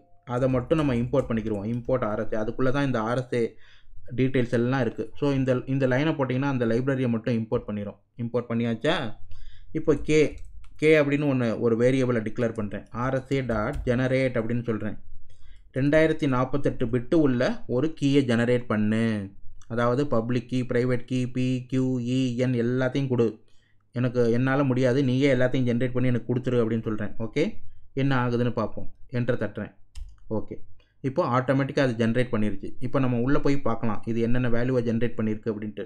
முதல்ல பி வேல்யூ என்னென்னு பார்ப்போம். k.pனா பி வேல்யூ என்ன, நான் சொல்லியிருக்கேன் 2048 பிட் அப்படின்னா பி வேல்யூ அதில் பாதி இருக்கும், 1024 பிட் இருக்கும் ரஃபாக. ஓகே, ஸோ k.p வந்து டெசிமலில் காட்டுன்னு சொல்கிறேன். டெசிமலில் எவ்வளோ பெருசாக வருதுன்னு பாருங்கள், இவ்வளோ பெரிய நம்பராக இருக்குது பாருங்கள் பி. இதை வந்து நீங்கள் எடுத்திங்கன்னா லென்த்தை செக் பண்ணி பாருங்கள். லென்த் எடுத்து பார்த்தீங்கன்னா எத்தனை டிஜிட் வருது, 309 டிஜிட் இருக்கா, அவ்வளோ பெரிய நம்பர் பி. ஓகே, இப்போ k.q போட்டு பார்ப்போம், q வேல்யூ என்னன்னு பார்ப்போம். q வேல்யூ இவ்வளோ பெருசாக வருது பாருங்கள். இதோட லென்த்தையும் நீங்கள் செக் பண்ணி பார்க்கலாம். இதோட லென்த்தையும் செக் பண்ணி பார்த்தீங்கன்னா, ஏன்னா ஏன் அந்த பி டேஷ் கொடுக்குறேன்னா பைத்தானில் பை டிஃபால்ட் பைத்தான் 3ல் ஸ்ட்ரிங்கு கொடுத்தீங்கன்னா யூனிகோட் ஸ்ட்ரிங்குன்னு எடுத்துக்கிறோம். நம்ம வந்து யூனிகோட் கொடுக்கல அப்படின்னு காட்டுறதுக்காக நான் பைட் அரேவாக கொடுக்குறேன். அதனால் அந்த பியை போடுறேன் முன்னால். 309 டிஜிட் இருக்கா, பிவும் 309 டிஜிட், க்யூவும் 309 டிஜிட். ஓகே, சரி. இப்போ வந்து என் வேல்யூ பார்ப்போம். k.n, n தான் மாடுலஸ். ஓகே, பியையும் க்யூவையும் பெருக்கினால் n வரும் என்று சொன்னேன். இது ஆல்ரெடி அதெல்லாம் பண்ணி நமக்கு கொடுத்துருச்சு டைரெக்டாக. ஸோ என் வேல்யூ பாருங்கள் எவ்வளோ பெருசாக இருக்குது பாருங்கள். இதையும் பார்ப்போம் எவ்வளோ சைஸ் இருக்குது அப்படின்ட்டு. லென்த் ஆஃப் என் வேல்யூவை காப்பி பண்ணுறேன். காப்பி பண்ணி லென்த்து பார்த்தீங்கன்னா 617 டிஜிட் இருக்குது. இவ்வளோ பெரிய என் வேல்யூ 617 மிகப்பெரிய நம்பர். இது சாதாரண C++ல் சாதாரண இன்டீஜர் லைப்ரரி வச்சு இவ்வளோ பெரிய நம்பர்லாம் ஹேண்டில் பண்ண முடியாது. அதற்காகவே கிரிப்டோகிராஃபிக் என்றே எல்லா ப்ரோக்ராமிங் லாங்குவேஜையும் பிக் இன்டீஜர் அப்படின்னு லைப்ரரி இருக்கும். மிகப்பெரிய இன்ஃபினிட் ப்ரெசிஷனில், அதாவது 300 டிஜிட் 500 டிஜிட் 1000 டிஜிட் கூட கொடுக்கலாம். அவ்வளோ பெரிய இன்டீஜர் ஹேண்டில் பண்ணுறதுக்கு தனியாக ஒரு லைப்ரரி இருக்குது, மேத்தமெட்டிக்கல் லைப்ரரி கிரிப்டோகிராஃபிக்குன்னே. ஸோ அதில் உள்ள இதை வச்சு தான் ப்ரோக்ராம் பண்ண முடியுமே ஒழிய டிஃபால்ட்டாக நம்ம C++ல் உள்ள இன்டீஜர் போன்றதெல்லாம் பயன்படுத்த முடியாது. ஏன்னா நார்மல் இன்டீஜர் வந்து 32 பிட்டு 64 பிட்டு தான் இருக்கும். இவ்வளோ பெரிய நம்பர்லாம் அதனால் ஸ்டோர் பண்ண முடியாது. ஓகே, சரி. இப்போ நம்ம கற்றுக்கொண்ட தியரியை முதல்ல உண்மையா அப்படின்னு பார்ப்போம். என்ன தியரி படித்தோம்? பியையும் க்யூவையும் பெருக்கினால் n வரும் என்று பார்த்தோம். வருதான்னு பார்த்துருவோமா? பி இருக்குது, க்யூ இருக்குது, ரெண்டையும் மல்டிப்ளை பண்ணுறேன். பண்ணால் என்ன வரணும்? n வரணும். n வேல்யூ இங்கே இருக்குது பாருங்கள், இதுதான் n. சும்மா நான் கடைசி ஒரு 5 டிஜிட் மட்டும் பார்ப்போம். 758839 758839 வந்துருச்சா? ஸோ பி க்யூவை பெருக்கினால் n வருகிறது. ஓகே, சரி. இப்போ எக்ஸ்போனன்ட் என்னன்னு பார்ப்போம். k.e வந்து 65537 அப்படின்னு உருவாக்கியிருக்கு அதுவே ஆட்டோமேட்டிக்காக. ஓகே, ஸோ ப்ரைவேட் கீ என்னென்னு பார்ப்போம். ப்ரைவேட் கீ என்னது? டி தான் ப்ரைவேட் கீ. டி என்ன சைஸ்னு சொன்னேன், n என்ன சைஸோ அதே சைஸில் டி இருக்கும். இவ்வளோ பெருசாக இருக்குது பாருங்கள். உங்களுக்கு சந்தேகமாக இருந்தால் நீங்கள் சைஸை பார்த்துடலாம். ஸோ லென்த் ஆஃப் போய் சைஸை பார்த்தீங்க அப்படின்னா இதுவும் கிட்டத்தட்ட 600 டிஜிட்டுக்கு மேலே இருக்கும். 616 டிஜிட் இருக்கா? ஸோ டி அவ்வளோ பெரிய நம்பர். இவ்வளோ பெரிய நம்பரை மல்டிப்ளிகேஷனுக்கு பவரில் போட முடியாது, போட்டால் ஹேங் ஆயிரும். அதுக்காக தான் சைனீஸ் ரிமைண்டர் தியரம் வந்தது, ஃபாஸ்ட்டு எக்ஸ்போனன்சியேஷன் பண்ணுறதுக்காக. ஓகே, இப்போ நம்ம ஒரு சின்னதாக ஒரு நம்பர் எடுத்து முதல்ல எக்ஸ்போனன்சியேஷன் பண்ணி பார்ப்போம். என்னோடய மெசேஜை நான் 3 அப்படின்னு வச்சுக்கிறேன். ஓகே, நான் ஃபார்முலா என்ன சொல்லியிருக்கேன்? Cipher text is nothing but என்ன சொல்லியிருக்கேன்? m/e is nothing but k.e. இந்த இடத்துல k.e. அப்புறம் நம்ம மாடுலஸ் n எடுக்கணும் இல்லையா? ஸோ இதை மாடுலஸ் பர்சன்டேஜ் சிம்பிள் வந்து பைத்தானில் மாடுலஸ் அப்படின்னு அர்த்தம். Modulus n is nothing but k.n எடுத்தால் சைஃபர் டெக்ஸ்ட் வந்துடும். ஓகே, ஸோ என்னென்னு பார்ப்போம். டக்குன்னு பெருக்கிடுச்சு, அதாவது டக்குன்னு இந்த எக்ஸ்போனன்சியேஷன் பண்ணிடுச்சு. எதனால்? வேல்யூ சின்னதாக இருக்குது, 65535 இருக்கிறனால மல்டிப்ளிகேஷன் வேகமாக ஆயிடுச்சு. ஓகே, m எத்தனை தடவை பண்ணியிருக்கு? 65537 தடவை பண்ணியிருக்கு. இதுதான் சி வேல்யூ. சி வேல்யூ பெருசாக இருக்கா? சரி, இன்புட் ஒரே ஒரு பைட்டு தான் இருக்குது. சி வேல்யூ எவ்வளோ பெருசாக இருக்குது பாருங்கள். சரி, இப்போ இதை டீக்ரிப் பண்ணணும். டீக்ரிப் பண்ணுறதுக்கு என்ன சொல்லியிருக்கேன்? C/d is nothing but k.d. Okay, C/d தான் decryption. C/d modulus n. Okay, n இங்கே வந்து k.n. நான் என்ன சொன்னேன்? n 600 டிஜிட்டுக்கு மேலே இருக்குது. டைரெக்டாக இப்படி பண்ணோன்னா ஹேங் ஆகிடும், வெளியே வரவே வராது, ஓடிக்கிட்டே இருக்கும் ஃபார்எவர். ஆகையால் இப்படி பண்ண முடியாது. எப்படி ஹேங் ஆகுதுன்னு காட்டுறதுக்காக நான் சும்மா என்டர் தட்டி காட்டுறேன் உங்களுக்கு என்ன நடக்குது அப்படின்ட்டு. ரியல் லைஃப்பில் இதற்கு சைனீஸ் ரிமைண்டர் தியரத்தை வச்சு தான் பண்ணுவாங்க. ஓகே, ஸோ இப்போதைக்கு நீங்களாக டைரெக்டாக பண்ணால் என்ன ஆகுதுன்னு பாருங்கள். அவ்வளோதான், இதுக்குள்ளே மாட்டிக்கிச்சுன்னா வெளியே வரவே வராது, இன்றைக்குள்ளே வராது இது. அதனால் நான் கண்ட்ரோல் பண்ணி வெளியே வந்துடுறேன். ஓகே, ஆகையால் நான் இங்கே என்ன பண்ணலான்னா இதுக்குள்ளே இன்பில்ட்டாக கமாண்டு கொடுத்துருக்காங்க. உங்களுக்கு சைனீஸ் சிம்பளத்தையெல்லாம் யூஸ் பண்ண முடியாதுங்கிறதுனால டைரெக்டாக இன்பில்ட்டாக கமாண்ட் கொடுத்துருக்காங்க. அந்த கமாண்டு பற்றி உங்களுக்கு தெரியணும்னா ஹெல்ப் அப்படின்னு பைத்தானில் ஒரு கமாண்ட் இருக்குது. இப்போ கேங்கிற ஆப்ஜெக்டில் என்னென்ன கமாண்ட் இருக்குன்னு தெரியணும்னா ஹெல்ப் ஆஃப் கே அப்படின்னா காட்டும். இப்போ இதுக்குள்ளே போனீங்கன்னா உதாரணத்துக்கு ஹெல்ப் ஆஃப் கேல இதெல்லாம் இருக்குது. உதாரணத்துக்கு இங்கே பாருங்கள், decrypt அப்படின்னு ஒரு கமாண்ட் இருக்குது, encrypt அப்படின்னு ஒரு கமாண்ட் இருக்குது. ஸோ இதை பார்த்து நீங்கள் கற்றுக்கலாம் ஏதாவது உங்களுக்கு தெரியலை அப்படின்னா. நான் என்ன பண்ண போகிறேன்னா k.encryptங்கிற கமாண்டை யூஸ் பண்ண போகிறேன். மெசேஜ் என்னது, பிளெயின் டெக்ஸ்ட் வந்து 3. ஓகே, இந்த கமாண்டுக்கு 2 இன்புட் இருக்குது, 2 பேராமீட்டர் எடுக்கும். நம்ம வந்து 2வது பேராமீட்டர் இப்போதைக்கு அதுக்குள்ளே போக வேணாம், ஜஸ்ட்டு நன்னு அப்படின்னு போட்டுருங்க. நன்னு அப்படின்னா ஒரே ஒரு பேராமீட்டர் தான் நான் பாஸ் பண்ண போகிறேன். That is nothing but my plain text. Plain text வந்து 3. ஓகே, இந்த 3யை என்க்ரிப்ட் பண்ண சொல்கிறேன். கேக்குள்ளே ஆல்ரெடி கீயெல்லாம் உள்ளுக்குள்ளே இருக்குது. கேங்க ஒரு ஆப்ஜெக்ட் அதுக்குள்ளேயே அதுக்கு தேவையான கீயெல்லாம் உள்ளேயே உட்காந்துருக்கு. ஓகே, ஸோ என்க்ரிப்ட் பண்ணிடும். பண்ணி என்ன வருதுன்னு பார்ப்போம். வந்துருச்சா? நானாக மேனுவலாக பண்ண சி இங்கே இருக்குது பாருங்கள், இவனாக பண்ண என்கிரிப்ஷன் இங்கே இருக்குது. ரெண்டும் அதே தானா? இங்கே கடைசி 5 நம்பரை மட்டும் பார்க்குறேன். 151331 151331 இருக்கா? ஸோ நம்மளாக பண்ணது இது வந்து ஆட்டோமேட்டிக்காக அவனே பண்ணது k.encrypt அப்படின்ட்டு. ஓகே, சரி. இப்போ இது வந்து ஒரு அரே ஃபார்மேட்டில் வரும், அதனால் கம்மா போட்டிருக்கு பாருங்கள், ஒரு அரே ஃபார்மேட்டில் வரும். இப்போ k.decrypt நான் ஆல்ரெடி இந்த வேல்யூவை வந்து சியில் ஸ்டோர் பண்ணியிருக்கேன் இல்லையா? சியில் ஸ்டோர் பண்ணியிருக்கேன். ஸோ இந்த சியை decrypt பண்ணு அப்படின்னு சொல்கிறேன். பண்ணால் ஆட்டோமேட்டிக்காக பிளெயின் டெக்ஸ்ட் வரணும். ஓகே, வருதான்னு பார்ப்போம். பிளெயின் டெக்ஸ்ட் வந்துருச்சு. ஸோ இதுவரை நம்ம என்ன கற்றுக்கிட்டோம் அப்படின்னா, பைத்தான் 3ஐ பயன்படுத்தி, பைத்தான் 3ல் பைக்ரிப்டோன்னு லைப்ரரி இருக்குது, டிஃபால்ட்டாக இருக்காது, நீங்கள் இன்ஸ்டால் பண்ணிக்கிறணும். பண்ண பிறகு இந்த கமாண்டை பயன்படுத்தி P எப்படி இருக்குது, Q எப்படி இருக்குது, N எப்படி இருக்குது, E எப்படி இருக்குது, D எப்படி இருக்குது, இந்த Pக்கும் Qக்கும் உள்ள ரிலேஷன் என்ன, அதெல்லாம் பார்த்தோம். இன்னும் ஒன்று பாக்கி. நான் என்ன சொன்னேன், ஈயும் டியும் எவ்வாறு இருக்கும் என்றால் E*D = 1 mod ஜெட். ஜெட்டுங்கிறது என்னது? Z is nothing but Euler totient function அப்படின்னு சொன்னேன் இல்லையா? புக்கிலலாம் பை ஆஃப் n அப்படின்னு போட்டிருப்பாங்க. நான் இந்த பை இதில் எழுத முடியாதுங்கிறனால சும்மா ஜெட்டுன்னு வச்சுருக்கேன். So P is nothing but k.P-1,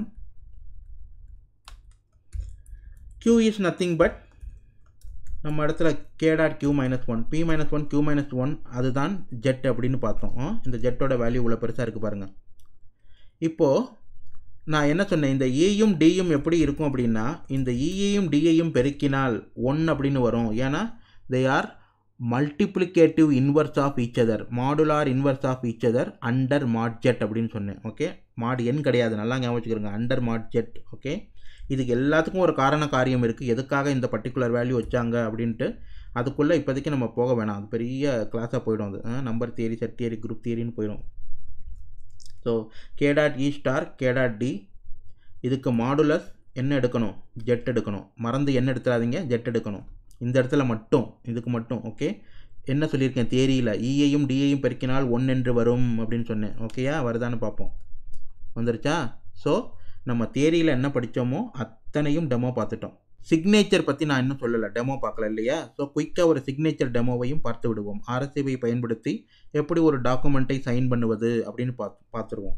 சும்மா நான் இங்கே டாக்குமெண்ட் என்கிட்ட இல்லை, அதனால் சும்மா contract.text அப்படின்ட்டு சும்மா நானே ஒரு டெக்ஸ்ட் போடுறேன், மை கான்ட்ராக்ட் அப்படின்ட்டு. ஓகே, சும்மா ஒரு ஃபைலை ஸ்டோர் பண்ணிக்கிறேன். நான் என்ன சொன்னேன், ஜென்ரலாக சிக்னேச்சர் பண்ணுறப்போ டைரெக்டாக அந்த மெசேஜை என்க்ரிப்ட் பண்ண மாட்டாங்க, அதுக்கு பதிலாக அதுக்கு ஒரு ஹேஷ் எடுப்பாங்க. நான் வந்து SHA-256 ஹேஷ் எடுக்கிறேன். எதுக்கு அப்படின்னா இந்த contract.textங்கிற டாக்குமெண்ட்டுக்கு அதோட அவுட்புட்டை .SHA-256 அப்படின்னு ஸ்டோர் பண்ணிக்கிறேன். ஓகே, ஸோ இதில் இருக்குது.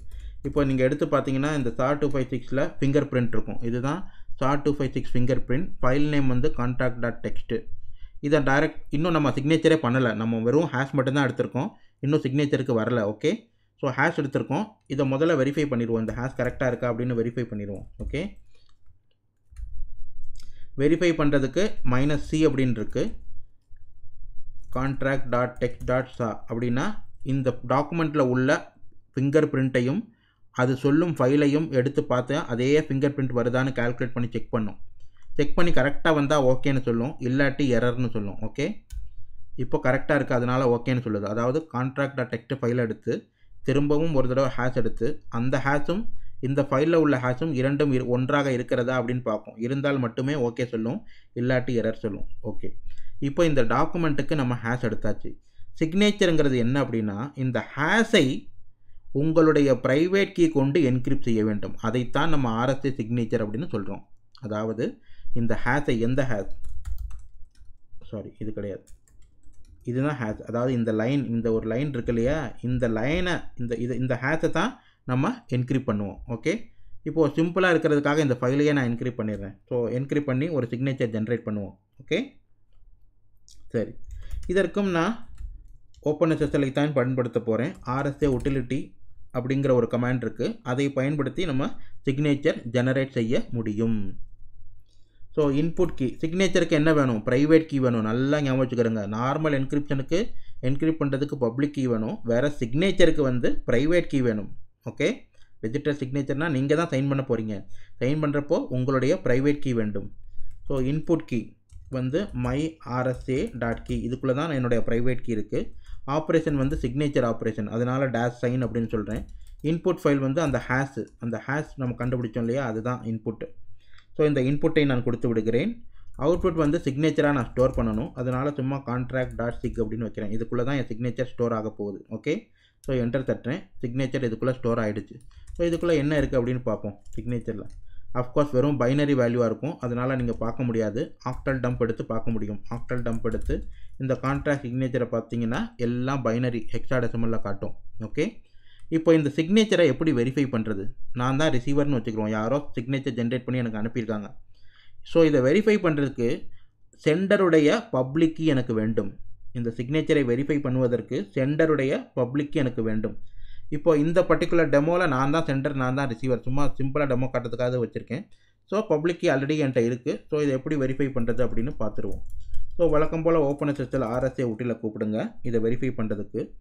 நீங்கள் வந்து இன்புட் வந்து பப்ளிக் கீ கொடுக்குறனால pub_in அப்படின்னு சொல்லணும். ஏன்னா பை டிஃபால்ட் openssl வந்து இன்புட் வந்து ப்ரைவேட்னு தான் எப்போயும் நினச்சிக்கிறோம். ஓகே, ஸோ pub_in சொல்லி இன் கீ வந்து என்னுடைய இன்புட் கீயை கொடுக்குறேன், which is nothing but myRSA.pub. இதுக்குள்ளே தான் என்னோட பப்ளிக் கீ இருக்குது. ஓகே, ஆப்ரேஷன் வந்து சிக்னேச்சர் வெரிஃபிகேஷன் டேஷ் வெரிஃபைன்னு சொல்கிறேன். இன்புட் ஃபைல் என்னது? contract.sig, இதுதான் input file. So signature verification is nothing but encrypting using public key. Digital signature concept ஞாபகம் இருக்கா? சைன் பண்ணுறதுனா ப்ரைவேட் கீ வச்சு என்கிரிப்ட் பண்ணுவோம், வெரிஃபை பண்ணுறதுனா பப்ளிக் கீ வச்சு என்கிரிப்ட் பண்ணுவோம். ஓகே, ஸோ அதுதான் டிஜிட்டல் சிக்னேச்சர். ஸோ இப்போ அவுட்புட் வந்து ஆட்டோமேட்டிக்காக டீக்ரிப்ட் ஆகி வரும். ஓகே, வந்துருச்சா? டீக்ரிப்ட் ஆகி வந்துருச்சா? ஸோ சிக்னேச்சர் இப்போ வெரிஃபை பண்ணணும். இப்போ நான் என்ன பண்ண போகிறேன்னா இந்த அவுட்புட்டை டைரெக்டாக SHA-256 பாஸ் பண்ணுறேன்.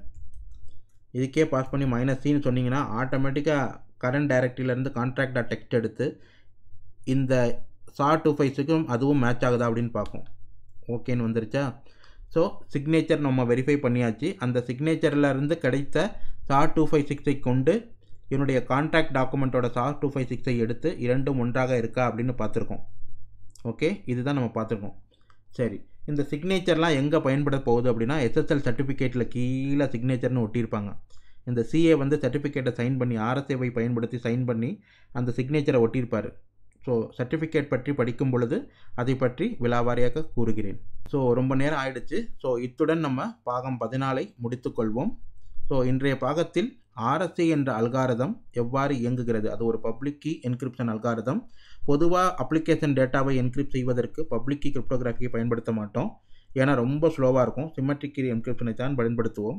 பட் இந்த பப்ளிக் கீ கிரிப்டோகிராஃபி RSA எங்கே பயன்படும் அப்படின்னா கீ டிரான்ஸ்போர்ட், கீ எக்ஸ்சேஞ்ச் செய்வதற்கும் ஆத்தென்டிகேஷனுக்கும் டிஜிட்டல் சிக்னேச்சருக்கும் பயன்படும். SSLல் பொதுவாக ஓகே எல்லா இடத்துக்கும் பயன்படும். SSLல் பர்டிகுலராக ஆத்தென்டிகேஷன், சிக்னேச்சர் ப்ளஸ் இந்த கீ டிரான்ஸ்போர்ட், கீ எக்ஸ்சேஞ்சுக்கு பயன்படும் அப்படின்னு பார்த்தோம். சுருக்கமாக RSA வந்து 2 ப்ரைம் நம்பர் PQ எடுத்து மல்டிப்ளை பண்ணால் n என்ற ஒரு மாடுலஸ் வரும்னு பார்த்தோம். அப்புறம் P-1 Q-1 மல்டிப்ளை பண்ணால் Euler Totient ஃபங்க்ஷன் Z அப்படின்னு ஒன்று வரும். E-ஐயும் D-ஐயும் சூஸ் பண்ணுவீங்க. E வந்து பப்ளிக் கீ, D வந்து ப்ரைவேட் கீ. ரெண்டும் modular inverse to each other அப்படின்னு சொன்னேன். ரெண்டையும் மல்டிப்ளை பண்ணால் 1 mod Z அப்படின்னு வரும். ஓகே, சரி, இந்த N-ம் E-யும் தான் பப்ளிக் கீ, D வந்து ப்ரைவேட் கீ அப்படின்னு பார்த்தோம். அதற்கப்புறம் டெமோ பார்த்தோம். openssl பயன்படுத்தி எப்படி RSA கீ பேரை ஜெனரேட் செய்வது, அதை எப்படி வியூ பண்ணுறது, பப்ளிக் கீ எப்படி பிரித்து எடுக்கிறது, அதுக்கப்புறம் அதை வைத்து எப்படி என்கிரிப்ட் டீக்ரிப்ட் பண்ணுவது, அதை வைத்து எப்படி சைன் பண்ணுறது, வெரிஃபை பண்ணுறது, அது போக பைத்தான் 3ஐ பயன்படுத்தி இந்த RSCல நம்ம கற்றுக்கொண்டதெல்லாம் ஸ்டெப் பை ஸ்டெப்பாக பார்த்தோம். P எப்படி இருக்குது, Q எப்படி இருக்குது, அதோட லென்த் எப்படி இருக்குது, N எப்படி இருக்குது, ED எப்படி இருக்குது, ரெண்டையும் பெருக்கினா உண்மையிலே 1 வருதா, Pயும் Qயும் பெருக்கினா உண்மையிலே N வருதா, அத்தனையும் பார்த்தோம். அது இல்லாமல் அதோட இன்பில்ட் என்கிரிப்ட் டிகிரிப்ட் ஃபங்க்ஷனை பயன்படுத்தி ஒரு சின்ன நம்பரை என்கிரிப்ட் பண்ணி பார்த்தோம், டிகிரிப்ட் பண்ணி பார்த்தோம். ஓகேயா? சரி, இத்துடன் இன்றைய பகுதியை முடித்துக்கொள்வோம். நன்றி, வணக்கம்.